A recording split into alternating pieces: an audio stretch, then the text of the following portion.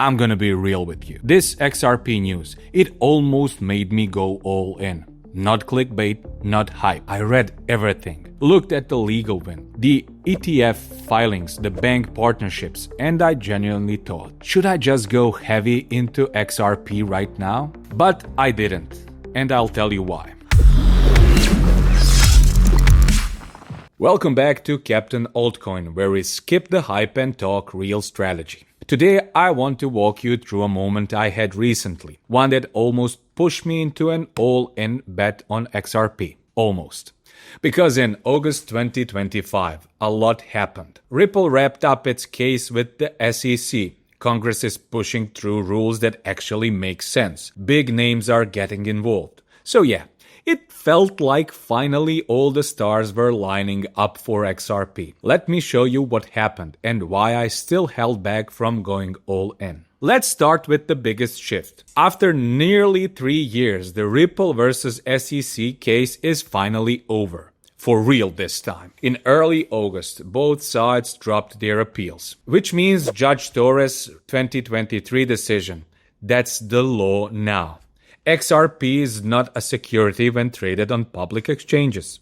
Ripple paid a fine, sure, but it's free to operate and there are no restrictions on XRP sales going forward. When I saw Ripple's legal chief literally post, "The end, now back to business," that hit me. Because for the first time in years, there's no cloud hanging over XRP in the United States. This was the biggest thing holding it back, and now it's gone.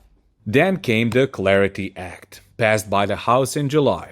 This bill finally draws a line between securities and commodities. Basically, if a token is sufficiently decentralized and no longer controlled by a single entity like XRP, it gets treated like digital property, not a security. This isn't just good for Ripple, to be honest. It's huge for every exchange, every fund, every institution that wants to touch XRP without legal headaches. It's not law yet, still needs Senate approval, but we're closer than ever to real, workable crypto regulation in the United States.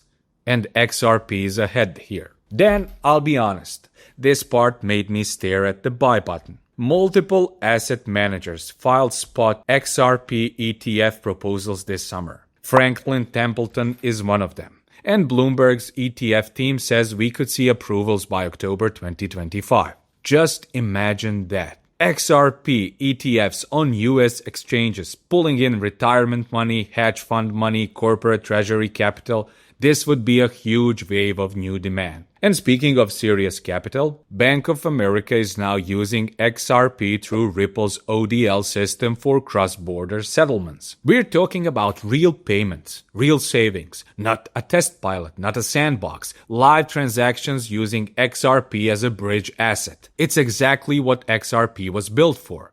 And it doesn't stop in the United States. Ripple is now working with over 20 central banks on CBDC pilots. Places like Georgia, Palau, Bhutan, Colombia, and even Montenegro are using Ripple's tech to build their digital currency infrastructure. That might not sound like much now, but when those projects go live, XRP could end up connecting them behind the scenes. But here's the thing. I didn't do it. I didn't go all in on XRP, and I'm actually glad I didn't. Because if there's one thing I've learned in crypto, it's that you never bet everything on one altcoin. Not even when the chart looks great. Not even when the legal stuff is cleared up. Not even when the institutions are moving in. Don't get me wrong. In my opinion, XRP looks better than ever right now. But a smart portfolio needs balance, needs exits, needs cash on the side in case the market dips. So yeah, I'm bullish on XRP. I'm holding, but I'm also keeping my head. If you felt that XRP hype recently too, you're not alone. Let me know in the comments. Did you load up more or are you staying cautious like me? And if you got value from this breakdown, help the channel grow. Like the video, hit subscribe and ring that bell so you don't miss the next one.